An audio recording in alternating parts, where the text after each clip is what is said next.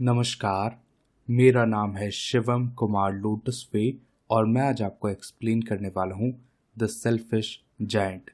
ये एक short story है जिसे लिखा है ऑस्कर वाइल्ड ने। सबसे पहले हम इस लेसन के टाइटल के बारे में जानेंगे। The selfish giant. सेल्फिश शब्द का मतलब होता है स्वार्थी या फिर मतलबी। जायंट शब्द का मतलब होता है दैत्य या फिर दानव। तो इस लेसन का टाइटल होगा स्वार्थी दानव या फिर मतलबी दैत्य। अब हम राइटर ऑथर ऑस्कर वाइल्ड के बारे में जानेंगे। Oscar Wilde. ऑस्कर वाइल्ड का बर्थ हुआ था अक्टूबर 16, 1854 में और इनकी मृत्यु हुई थी नवंबर 30, 1900 में। अब आप ऑस्कर वाइल्ड का एक बहुत ही हैंडसम फोटोग्राफ इस स्लाइड में आसानी से देख पा रहे होंगे। ऑस्कर वाइल्ड ईस्थेटिज्म के लिए बेहद फेमस थे। ईस्थेटिज्म का मतलब होता है सौंदर्य बोध।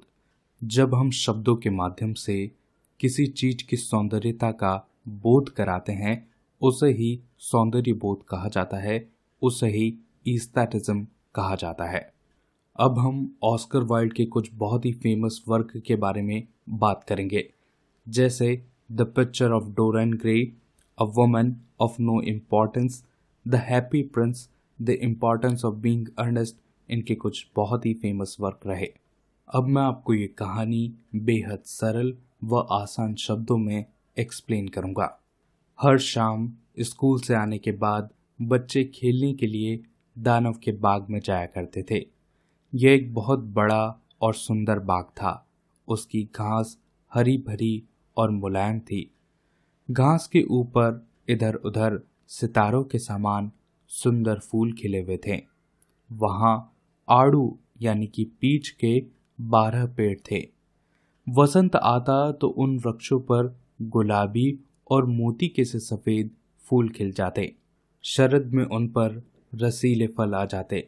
उन पेड़ों पर बैठकर चिड़ियां इतने मीठे गीत गाती कि कई बार बच्चे अपना खेलना छोड़कर उन्हें सुनने लगते।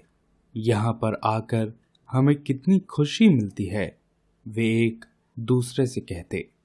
फिर एक दिन क्या हुआ कि दानव वापस लौट आया। वह अपने दोस्त कार्नस राक्षस से मिलने गया हुआ था और 7 साल के लिए उसके यहाँ ठहरा हुआ था। जब 7 साल पूरे हो गए तब उसने अपने दोस्त से जो कहना था वह सब कह चुका। क्योंकि वह बहुत अधिक बातें करने का आदी नहीं था तो उसने तय किया कि उसे अपने किले पर वापस लौट आना चाहिए। जब वह लौटा तो क्या देखता है कि बच्चे उसके बाग में खेल रहे हैं। तुम लोग यह क्या कर रहे हो? वह अपनी भयानक आवाज में जोर से गुर्राया तो बच्चे सिर पर पैर रखकर भाग खड़े हुए। मेरा बाग मेरा अपना बाग है, दानव बोला। हर किसी को इस बात की समझ होनी चाहिए। इससे मैं अपने सिवा किसी और को खेलने नहीं दूंगा। इसके बाद उसने बाग के चारों तरफ एक ऊंची चारदीवारी खड़ी कर दी और एक सूचना पट भी टांग दिया। सूचना पट का मतलब होता है नोटिस बोर्ड। अनधिकार प्रवेश करने वालों के विरुद्ध कार्रवाई की जाएगी। वह बहुत ही स्वार्थी दानव था। बेचारे बच्चों के पास अब ऐसी कोई जगह नहीं थी जहां जाकर वे खेलें। उन्होंने कोशिश की कि वह सड़क पर खेलें, लेकिन सड़क धूल और सख्त पत्थरों से भरी हुई थी, इसलिए बच्चों को वह पसंद नहीं आई। अपनी पढ़ाई खत्म होने के बाद वे उस ऊंची दीवार के चक्कर लगाते और उसके अंदर के सुंदर बाग के बारे में बातें करते। वहां हम कितने खुश थे, वे एक दूसरे से कहते। फिर वसंत आया। सारे देहात में नन्ही कलियां खिल उठी और नन्ही चिड़िया चहचहाने लगी।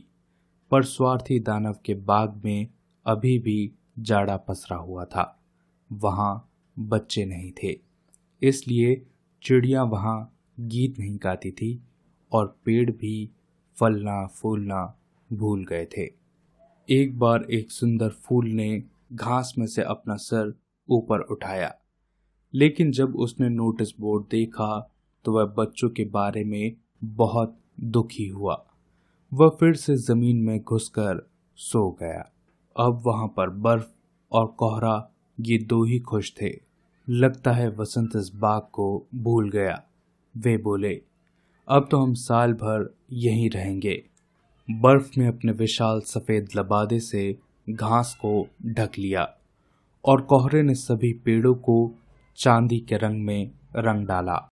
फिर उन्होंने उत्तरी पवन को भी अपने साथ रहने का न्योता दिया। वह अपने फर के कपड़े पहने हुए आया। वह सारा दिन बाग में गरजता हुआ घूमा। उसने चिमनियों के ढक्कन उड़ा डाले। यह तो बहुत मजेदार जगह है, वह बोला। हमें तो तूफान को भी यहाँ आने का निमंत्रण देना चाहिए। फिर तूफान भी आया। हर रोज 3 घंटे तक वह किले की छत पर धड़धड़ाता हुआ घूमा, जब तक उसकी अधिकांश पट्टियां टूट नहीं गई।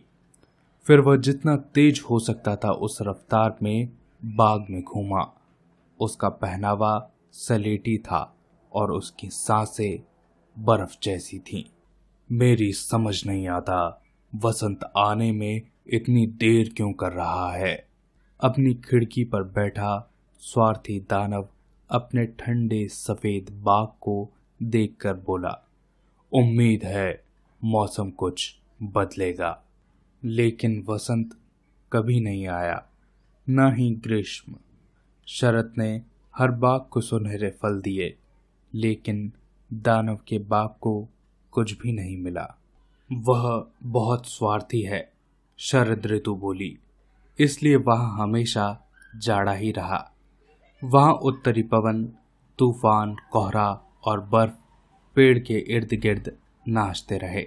एक रात जब दानव अपने बिस्तर पर लेटा जाग रहा था, उसने मीठा संगीत सुना। संगीत उसके कानों में इतना मधुर लगा कि उसने सोचा, जरूर राजा के साजिंदे पास से गुजर रहे होंगे। दरअसल एक नन्ही लिनट चिड़िया उसकी खिड़की पर बैठी गा रही थी। चूंकि उसने बाग में किसी चिड़िया को बहुत दिनों बाद गाते हुए सुना था, इसलिए उसे वह संसार का सबसे मधुर गीत लगा। फिर तूफान ने उसके सर पर नाचना बंद कर दिया और उसकी खिड़की से एक सौंधी सौंधी खुशबू अंदर आ गई। मेरे ख्याल से वसंत आ ही गया, वह बोला। फिर वह अपने बिस्तर से उठा और उसने बाहर झांका। उसने क्या देखा? उसे एक अत्यंत आश्चर्यजनक दृश्य दिखाई दिया। दीवार के एक छेद से बच्चे अंदर घुस आए थे। वे पेड़ों की डालियों पर बैठे थे। उसने जहां तक देखा, हर पेड़ पर एक छोटा बच्चा था। बच्चों को वापस पाकर पेड़ इतने खुश हुए कि उन पर फूल खिलाए और वे उनसे भर गए थे। वे बच्चों के सिर पर प्यार से डाले हिला रहे थे। चिड़िया चहचहाती हुई उड़ान भर रही थी। फूल भी हरी भरी घास में इधर उधर झांक रहे थे। वे खूब हंस रहे थे। सारा दृश्य बड़ा ही सुहावना था। लेकिन बाग के कोने में अभी भी जाड़ा पसरा हुआ था। वह बाग का सबसे दूर वाला कोना था। वहां एक नन्हा सा लड़का खड़ा था। बच्चा इतना छोटा था कि उसके हाथ पेड़ की डालों तक नहीं पहुंच रहे थे। वह उसके चारों तरफ घूमता हुआ बुरी तरह रो रहा था।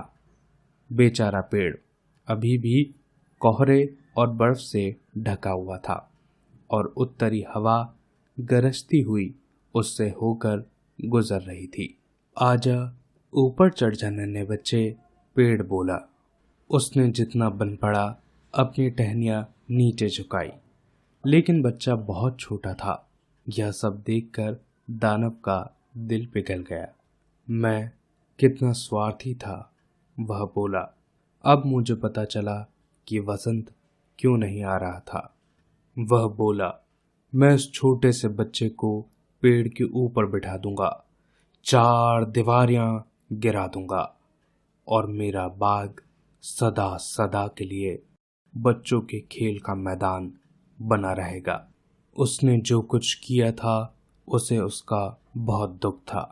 सीढ़ियों से नीचे आकर उसने आहिस्ता से दरवाजा खोला और बाग में आ गया, लेकिन उसे देखकर बच्चे डर के मारे भाग खड़े हुए और एक बार फिर बाग में जाड़ा हो गया। सिर्फ वह छोटा बच्चा नहीं भागा, उसकी आंखें आंसुओं से इतनी भरी हुई थी कि उसने दानव को आते हुए नहीं देखा। दानव चुपचाप उसके पीछे आया।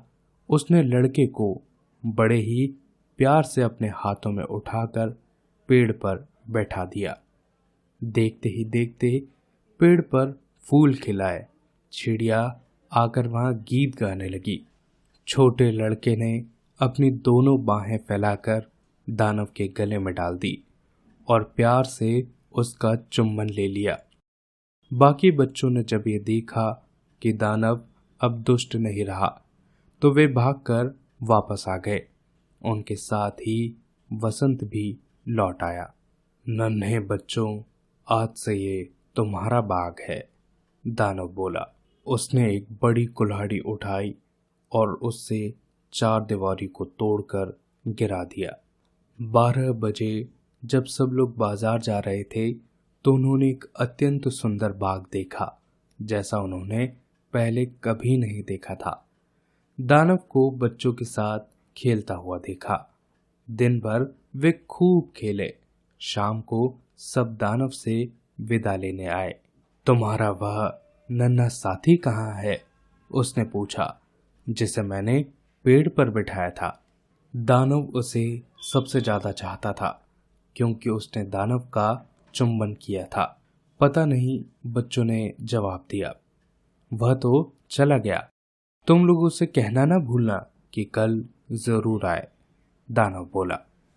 लेकिन बच्चों ने जवाब में कहा कि उनको नहीं पता कि वह कहाँ रहता है। उन्होंने तो इससे पहले उसे कभी नहीं देखा था। यह सुनकर दानव बहुत उदास हुआ। हर रोज दोपहर के बाद स्कूल की छुट्टी होने पर बच्चे आकर दानव के साथ खेलते, लेकिन जिस नन्हे बालक को दानव प्यार करता था वह कभी नहीं दिखाई दिया। दानव सब बच्चों के साथ अच्छा व्यवहार करता था, पर वह अपने नन्हे दोस्त को बहुत याद करता था और अक्सर उसके बारे में बात किया करता था। काश वह कभी मिलने आए, वह कहा करता। बरसों गुजर गए। अब दानव बहुत बूढ़ा और कमजोर हो गया था। अब वह खेल नहीं सकता था। वह एक बड़ी से आराम कुर्सी पर बैठकर बच्चों को खेलते हुए देखता और अपने सुंदर बाग की तारीफ करता। मेरे बाग में बहुत सुंदर फूल हैं, वह कहता, लेकिन सबसे सुंदर फूल तो ये बच्चे हैं। जाड़े की एक सुबह जब दानव कपड़े पहनकर तैयार हो रहा था, उसने अपनी खिड़की से बाहर झांका। अब वह जाड़े से नफरत नहीं करता था, क्योंकि वह जानता था कि वसंत सो रहा है और फूल आराम कर रहे हैं। अचानक वह हैरानी से अपनी आंखें मल कर देखने लगा। यह सचमुच बड़ा ही सुंदर नजारा था। उसके बाग के एक दूर के कोने में एक पेड़ सुंदर सफेद फूलों से भरा हुआ था। उसकी सभी टहनियां सुनहरी थी और रुपैले फल उन पर लटक रहे थे, और उस पेड़ के नीचे वह नन्हा बालक खड़ा हुआ था जिसे दानव इतना प्यार करता था। दानव की खुशी का ठिकाना न रहा। वह सीढ़ियों से दौड़ता हुआ बाहर बाग में आया। वह बाग में तेजी से दौड़कर उस नन्हे बालक के पास पहुंचा। जब तक वह उसके पास आया, दानव का चेहरा गुस्से से लाल हो गया। किसने तुम्हें घायल करने की हिम्मत की? वह गुस्से से चीख पड़ा, क्योंकि बच्चे की हथेलियों पर 2 किलो के निशान थे और उसके नन्हे पैरों पर भी किलो के वैसे ही 2 निशान थे। तुम्हें घायल करने की हिम्मत किसने की? दानव चिल्लाया। मुझे बताओ, मैं अपनी बड़ी तलवार से उसे काट डालूंगा। नहीं, बच्चे ने जवाब दिया, यह तो प्यार के घाव हैं। आप कौन हैं? अचानक दानव विस्मित होकर बोला। वह बच्चे के आगे घुटने के बल झुक गया। बच्चा मुस्कुराकर बोला, एक बार आपने मुझे अपने बाग में खेलने दिया था। आज आप मेरे बाग में चलो, जो स्वर्ग है। उस दिन दोपहर के बाद जब बच्चे दौड़ते हुए उस बाग में आए तो उन्होंने देखा कि दानव उस पेड़ के नीचे मरा हुआ पड़ा है। उसका सारा शरीर सफ़ेद फूलों से ढका था। दोस्तों, ये था इस पूरी कहानी का एक्सप्लेनेशन। आशा करता हूँ कि आपको ये कहानी बहुत ही आसानी से समझ में आई होगी। अगर ये वीडियो अच्छा लगा हो तो इसे लाइक कीजिए, चैनल को सब्सक्राइब कीजिए, अपने आसपास सफाई बनाए रखें और एक पेड़ ज़रूर लगाएं। बहुत बहुत धन्यवाद।